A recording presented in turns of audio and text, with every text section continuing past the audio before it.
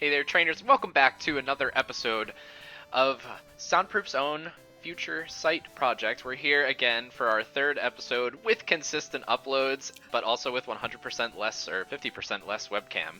I am, of course, Surskit this week, but Mr. BDog46 on the internet, and I'm joined by my good buddy Jake, Major Bowman on the internet, and we've got a pretty exciting, well, I mean, all of them are exciting. I don't want to say that like they won't This is all the be, first but one that's ever been a exciting. pretty good match. First two slots.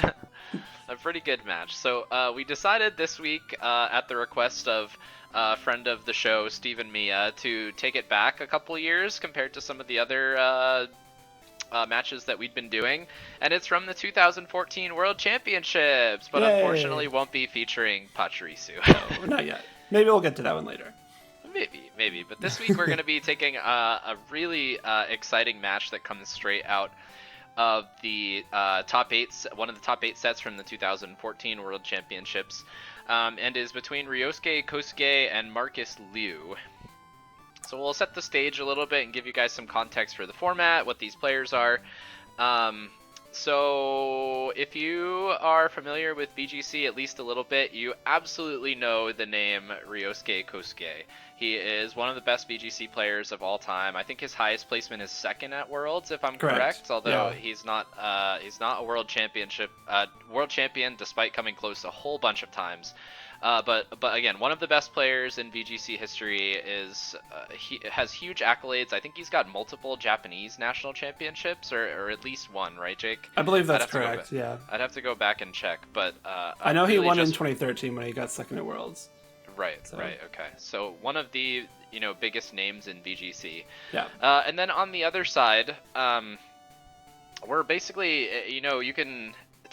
Going into this tournament in 2014, right, you could have basically closed your eyes and like threw a dart at a dartboard that had the names of all the German players on it, and like one of them would have top four'd this tournament. We talked about it a little bit when we were discussing 2015 about how we were basically at the peak of German strength from 2014 into 2015, and the player that managed to make it out here is Markus Liu, and again we're in top 8 for a decision, or to decide who's going into top 4 here. Yep. Markus went by Henrique online, and as Brennan and I were talking about earlier, there were a few Germans that kind of performed very well in this Gen 6 era, 2014-15, and then kind of just stepped away from the game, and Markus is one of them. I know he popped up, I think he had some notable result in 2015, but I think after that, he just hasn't really showed up again. So I honestly, if I was top 4 Worlds, I guess that's a spoiler. But if I was the top 4 Worlds, I don't know that I would need to play again. Like I'm fine with that. Yeah, just bow out with that being your final result. Definitely. Yeah. So that's where we're at with the players here, and of course we're at a point where Japan and Germany are probably the 2 strongest regions in the world. Yeah. With a couple of like dark horse United States players, of course. Another spoiler for the way this tournament turns out. And then as far as the format itself goes from a Pokemon perspective, 2014 was a very fast-paced format. Yeah. It carries a lot of offensive threats, a lot of Pokemon that, get Tailwind or being jammed onto teams, which is why we see something like Aerodactyl. It's like a lot of people trying to find like the best ways to run like offense modes. Mm-hmm. And we're also kind of at an interesting point in the development of the format, I think, is because a lot of 2014 was kind of defined by Kangaskhan's dominance, obviously, but it wasn't really a big player at the World Championships, at least in the top 8. There are a whole bunch in top 16, top 32, but at least in the top 8, because of how good Mawile is at this point, people are figuring out that Mawile is a really good answer to Kangaskhan. You don't see it as prevalent here in this tournament. Yeah, I think 2014 is kind of a hard meta for me to pin down, because I think it changed pretty quickly, even though it still had some like very central components. I think 2014 is where we first had the term Big Six. I think it's where that first arose, because at the very beginning of the format, I forget the exact 6, but I know it was like, I think Kangaskhan, Garchomp, Talonflame, I want to say Bisharp, and like Rotom Wash. Really? Yeah, for some reason I have Bisharp and Big Six like associated, and I could be wrong there, but it was a very common team even if not one single team, like a lot of very common Pokemon at the beginning of the format, and then it branched out a lot from there. I like your Tailwind point because this is a meta without move tutors, and so a lot of the things that we used to, or like that we are used to having Tailwind, like Zapdos is one, Hydreigon's one, they just don't have Tailwind in this format, and so that's really the big reason people used Aerodactyl was it's very fast, it's pretty much guaranteed to get a Tailwind off, and when that's a limited resource, that's pretty big. Yeah, and Tailwind also kind of a big deal because Trick Room is basically absent for exactly the same reason. Like it's not a TM yet, and I don't think it was ever a move tutor, but it became a TM at some point, right? I think it was a TM. Just the Trick Room users just weren't super great. It's just I think in this it's like Gothitelle. There are some people using Gothitelle. Gothitelle. Colin won a regional with Reuniclus. Okay, does Gardevoir have it at this point? Yeah, but you're never running Trick Room on Gardevoir. Like. Okay, but it had it. It did, yeah. Is a thing. So yeah, so speed control was kind of limited. Icy Wind basically doesn't exist at this point. And the distribution on Thunder Wave is even a little bit low too. There's no Thunderous or anything like that. So yeah, Tailwind is a big deal. That's kind of why Talonflame saw some use. Obviously Aerodactyl we're going to see in this format. So the way that certain speed tiers work out, especially on slow Pokemon, like doubling the speed of even a slow Pokemon are like very relevant benchmarks at this point in the format. Yeah, for sure. Okay, I think that's kind of all that I've got to sort of summarize the format. So, we'll kind of move into this matchup a little bit. So, we'll go into some of the items and stuff as we go, but we'll kind of see that there are immediately some things that jump off the page at you. To me, I'm thinking about, how this is already a Mawile Amir, and then I'm pretty intrigued by the Machamp that's over there on Marcus's side of the field. Yeah, the Machamp is not something that was ever popular like at all in this format. And especially considering that Marcus's Machamp is Guts. It's not even No Guard. I think a lot of time people use Machamp because it had No Guard Dynamic Punch, which is a really strong combo.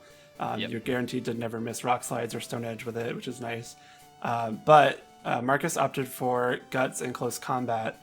I think probably because Will-O-Wisp was a very common move in this format. Specifically, Kangaskhan was like the biggest reason to run it. But like every Rotom you saw had Will-O-Wisp. Like Marcus, they all had it. Yeah, Marcus has had it. I know Jody had it on Rotom Mo in the finals in top 2. And so it's a really good way to abuse that. Like if you send in a Machamp, your first priority is probably going to be to burn it if you have Will-O-Wisp, and that just punishes it really hard. Yeah, it becomes very limited in its capabilities as soon as you burn it, definitely. Yeah. All right. So yeah, we'll go ahead and jump into the match here then, I guess. So there's kind of some interesting stuff going on, and the reason that I point out the Machamp is that we're going to kind of see that it's really important over the course of the match here. We've got leads on both sides. There's 1.5 dragons on Ryosuke's side, and then on the other side, Marcus is bringing out his Azumarill. And kind of interesting to point out that this is not a point at which Azumarill has Belly Drum and Aqua Jet. You have to pick one or the other. Right. And it's also not, really a very relevant Pokemon at this point in the format because it doesn't have access to that combination. But you can kind of immediately see how it checks a lot of stuff that's on Ryosuke's team. It has a pretty good matchup against Mamoswine, it has a good matchup against Hydreigon, it has a good matchup against Aerodactyl, and of course Garchomp. All those things are positive matchups for it. That said, this is not a good place for it. No. It's fine into the Hydreigon. Like Hydreigon has nothing to touch it, but Solar Beam is a big issue for it. And I think a lot of the times Azumarills would either be like Citrus Berry or Assault Vest. Obviously giving away it's not Assault Vest with that Protect, but if it was Assault Vest, not as big a deal. This one, I don't think... Yeah, there's no electric... It is Wacken, yeah. I was going to say there's no electric move on Ryosuke's team that'll reveal that. Right, but... so it's basically a dead item. Yeah. Yeah, but it's pretty clear that Ryosuke has the offensive pressure here on turn 1 and that there's a double protect from one side and then 2 strong attacks. I believe that Ryosuke on turn 1, and he does it on turn 2, is going for a Draco Meteor into the Rotom slot. Right. And then obviously Solar Beam, if it doesn't straight knock out Azumarill, it's going to do, 75% or more, and then... you can never switch Mawile into that slot, and I don't think you're ever really bringing Venusaur in this matchup, so it's like a pretty safe play to just be Solar Beaming it regardless. Yeah, this is not something I'd ever bring Venusaur to. It does have thick fat, so it's not going to take as much from Heat Waves, but like into Mawile, Aerodactyl... It just doesn't exist into Mawile. Right, yeah. Yeah, so the Hydreigon is going to go for the Draco Meteor here. You can kind of see that Markus is on the back foot pretty immediately on turn 1, and this is obviously a Specs Draco Meteor here. Yeah. And Rotom's a pretty bulky Pokemon, but it's not quite that bulky. And then Machamp, which we're going to talk a lot about this set, is going to switch into a Solar Beam and take a lot of damage pretty immediately. Yeah, I think it's not a bad switch at all. Like, you bring in Machamp. Well, yeah, that is a critical hit, yeah. Yeah. I don't think it's a bad switch, because I don't think there's any reason for Ryosuke to try and read something like a switch there and go for a fire move. And getting Machamp in here, it is Choice Scarf, so you're going to threaten both the Charizard and the Hydreigon immediately. It is unfortunate that he gets crit like that, because you really just have one attack to throw it left. But like in a position like this, you now threaten 2 knockouts, and you give up Rotom for it, which is going to come around to bite him later, but... Yep. In theory, I don't think that's a super bad play, just because you now are in a very strong spot here. Yeah, I think that you're always making a trade here, though, right? Like, you can threaten 2 knockouts, definitely, but you're trading Machamp for a Hydreigon, or, in some capacity. You find yourself trading Machamp for Hydreigon, because he probably just Draco that slot. I'm sure without the crit, it still knocks out, and you're still left with Charizard into Mawile, which is not a strong spot for Markus. Yeah, definitely not, yeah. So Machamp here is going to go for a Rock Slide, and Charizard basically taking a safe play there. It seems like, you know, when I was first watching this, I was kind of like, oh, I wonder if that Charizard Protect there was like indifferent, like knowing that that's a Choice Scarf Machamp, but I think you're probably just scouting for Sucker Punch there as well, potentially, or trying to catch a Sucker Punch. But it's also possible at this point in the tournament that people know that this Choice Scarf Machamp that's been taking names all weekend is like something to be afraid of. And one thing to note that I meant to say earlier is that they played each other in Swiss. Oh, did they? Okay. Yeah, okay. So it's almost guaranteed that Ryosuke knows that's Choice Scarf already. Yeah.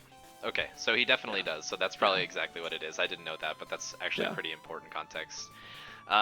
So let's see, where are we? We have Aerodactyl taking the field, which you know, it's basically just a support Pokemon, right? Is that it has Tailwind, it has Taunt. I think you were saying it has access to Wide Guard, which is something that it runs a lot, or it can just click Rock Slide, so it's pretty strong.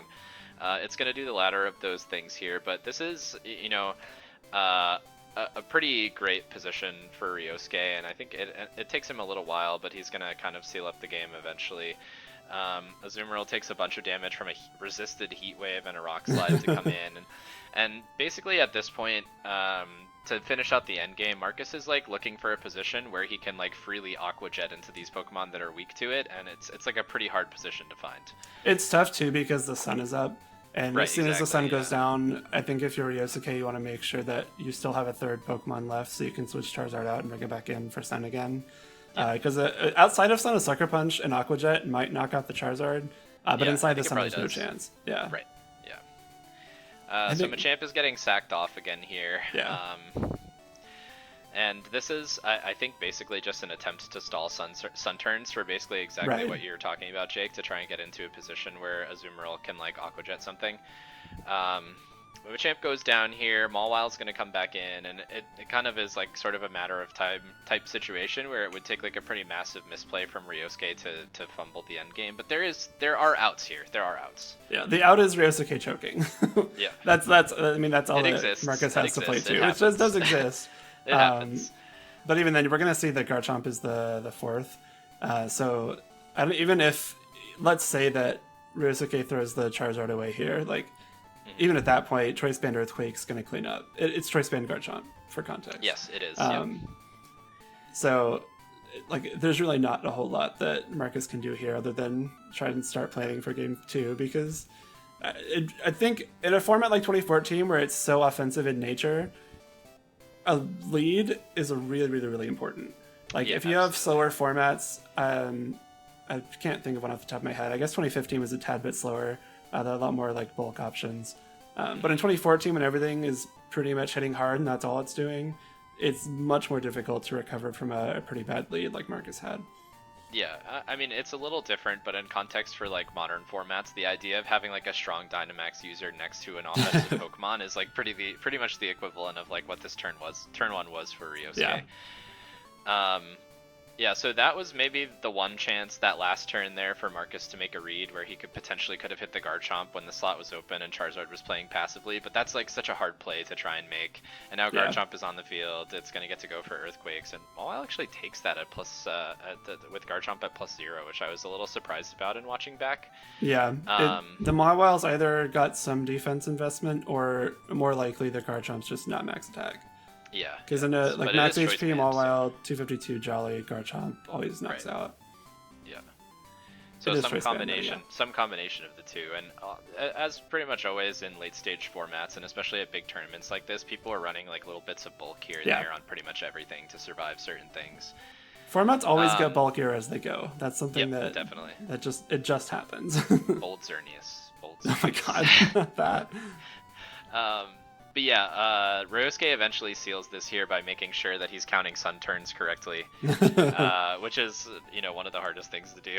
Yeah. um, And this is and he before gets you can just Charizard click back on the in. display on the bottom screen to have it tell you. Right. Yeah.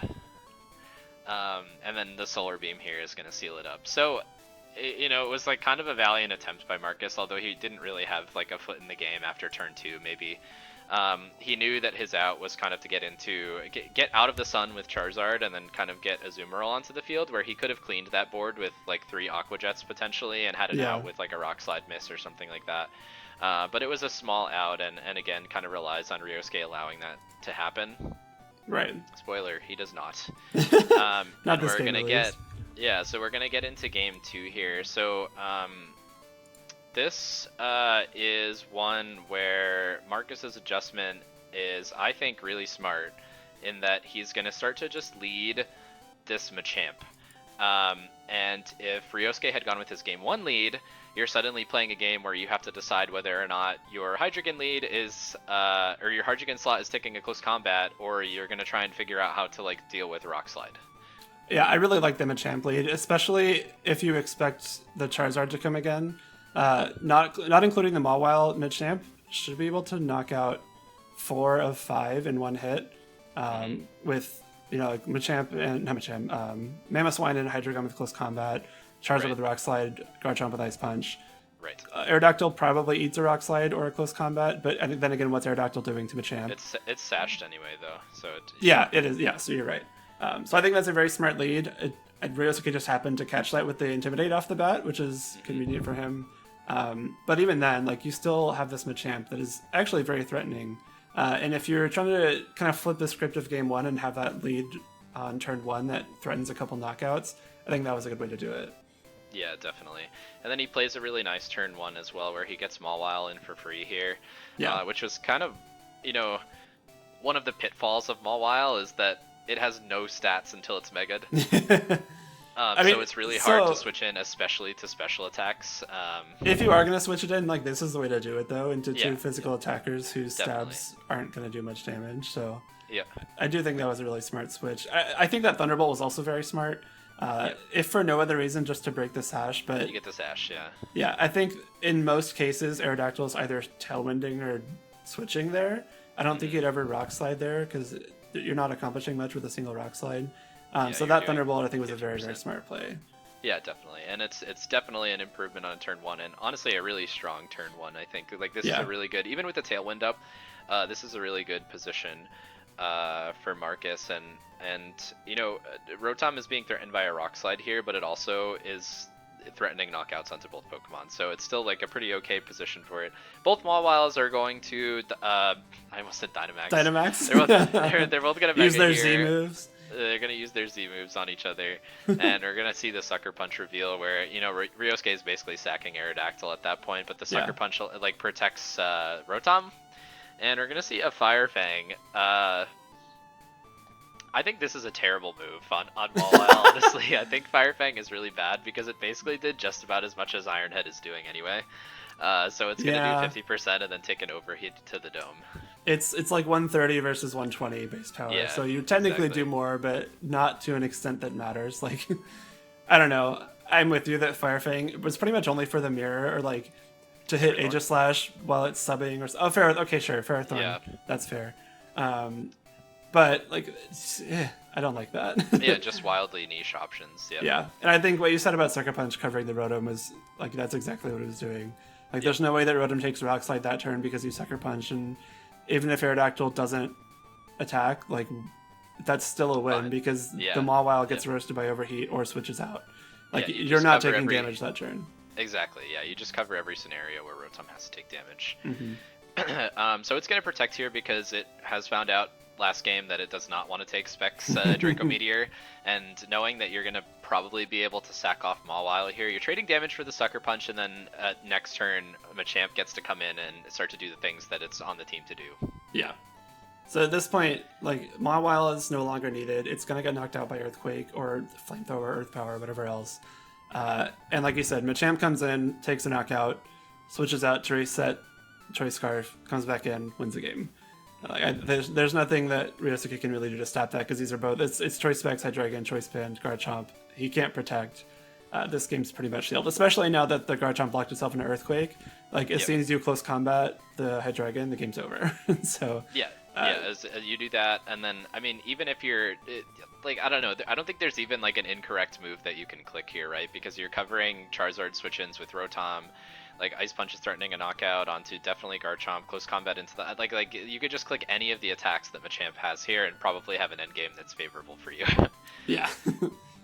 So it's just going to be an Earthquake from Garchomp, so you can kind of see the power of Choice Band Garchomp here, where it's doing like close to 75% to Machamp there, even though it's a spread neutral attack, and then close combat is just going to absolutely clean that Hydreigon. And we had a little conversation about Will-O-Wisp here, but this is kind of the place where Rotom, typically is not really doing a whole lot to Garchomp until it burns it, and then the game is over. And that's always been the gambit with Garchomp into Rotoms, specifically Rotom Heat, because Garchomp is always running Rock Slide for the most part, and so when you're clicking Rock Slide on Garchomp, you're not doing as much damage as you can be doing, but you are chunking the Rotom. But if you Earthquake to do more damage, you're just going to take a Will-O-Wisp, and so it's kind of it's a bit of a choice. Wait, did they speed tie? I just realized that. Wait, I think they speed tied, yeah. Oh, I think the Garchomp's you're right. Earthquake no. There was Tailwind. I think Tailwind went down. You're right. Sorry. Yeah, okay. So I know that Machamp has to run Jolly to outspeed Kangaskhan. Like, it's very slow. Yeah. So I thought and I know it barely outspeeds it. So I thought that maybe, I don't know. I think if Choice Scarf Machamp didn't outspeed Garchomp, it wouldn't be worth using. Well, yeah, because then you have to take an attack every time you want to Ice Punch it. I feel like you must. I forgot about Tailwind though. I'd have to look it up, but I think it's Tailwind there. But yeah, I think I had mentioned that at some point, is that when you're messing around with like slow Pokemon doing fast things, you have to like know certain speed tiers. Like doubling Mawile's speed is like a pretty important benchmark, so you know whether or not you're outspeeding stuff like like Charizards and Kangaskhan's and all of that. The big one's always been Choice Scarf Tyranitar not outspeeding Mega Salamence. It's sad. That one's always hard to wrap my head around. It is sad as a fan of Tyranitar. Yeah. Although as also a fan of Salamence, I'm okay with it.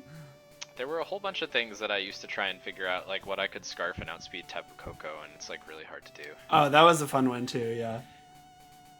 We'll do a Tapu Koko match at some point. That's a fun Pokemon. Anytime we do a 17 match, I'm sure there will be a Tapu Koko. Yeah, definitely. Right. Okay, so we're into game 3 here, and we already know that, we saw game 2 kind of revolve around the impact of Machamp, and Markus has kind of settled on a lead pretty smartly, I think, that is going to be working for him with the Machamp and Rotom, and he's kind of already in a pretty good position.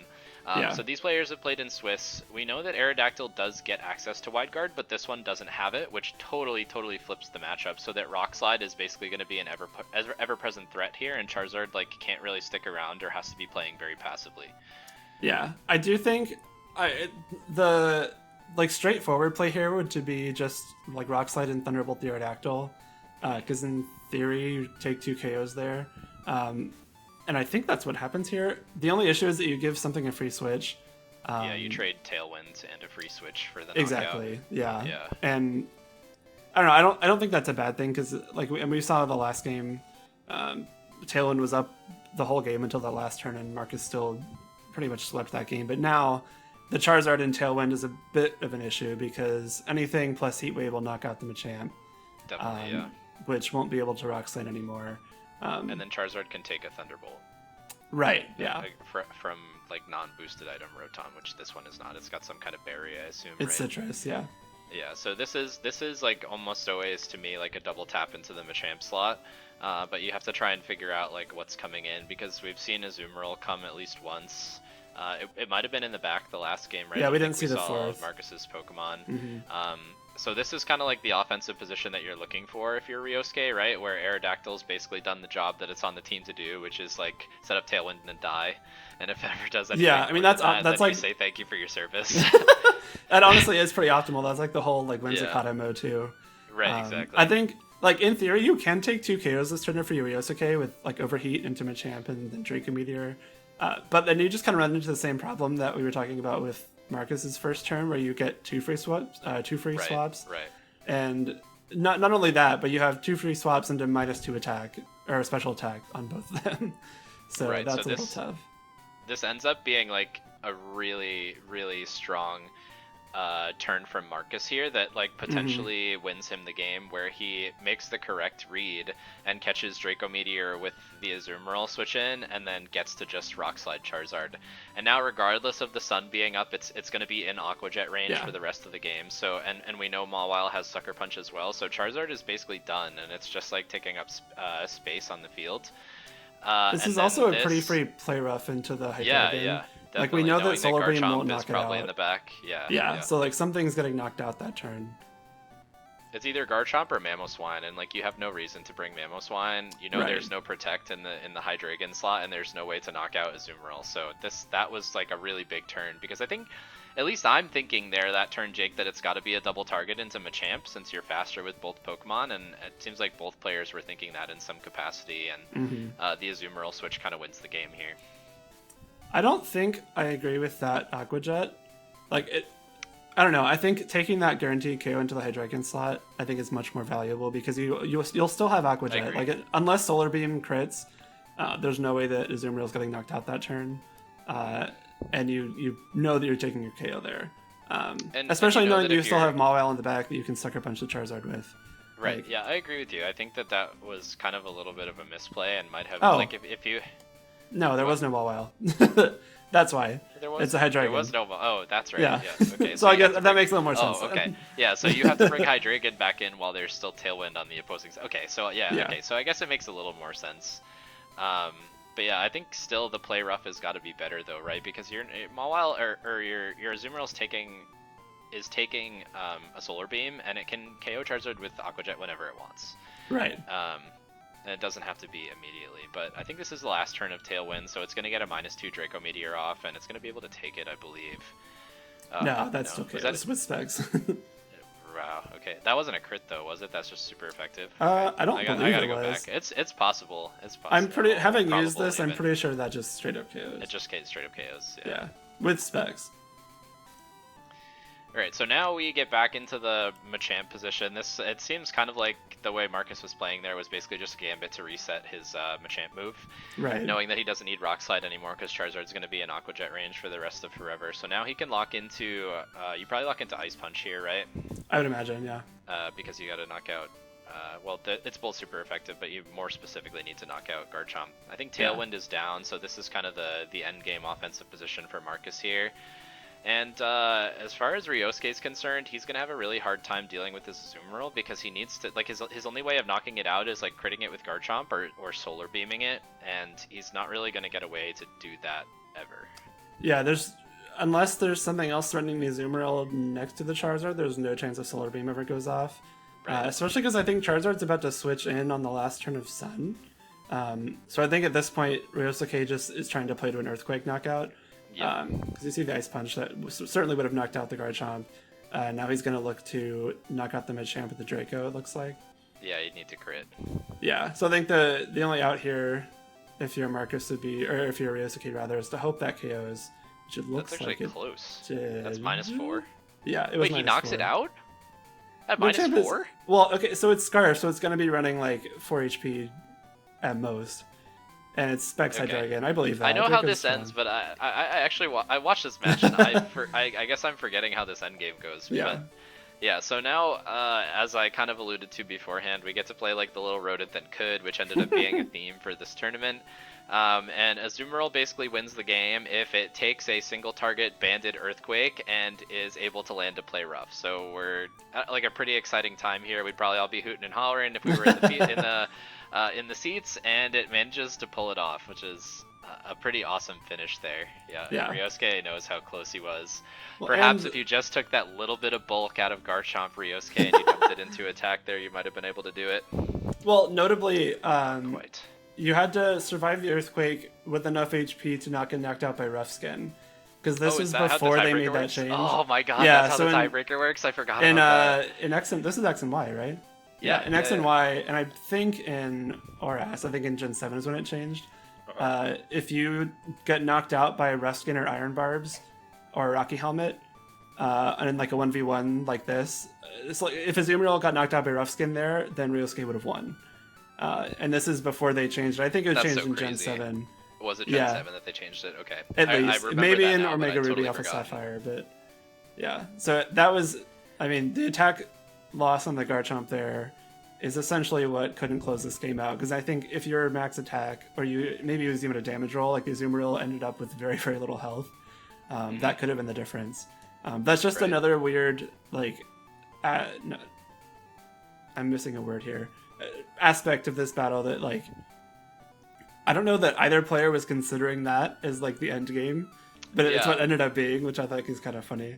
Yeah, we kind of talked about that a little bit in context of timer, is like at what point some of these like bizarre win conditions that you don't think about too much actually like play into what your thinking is.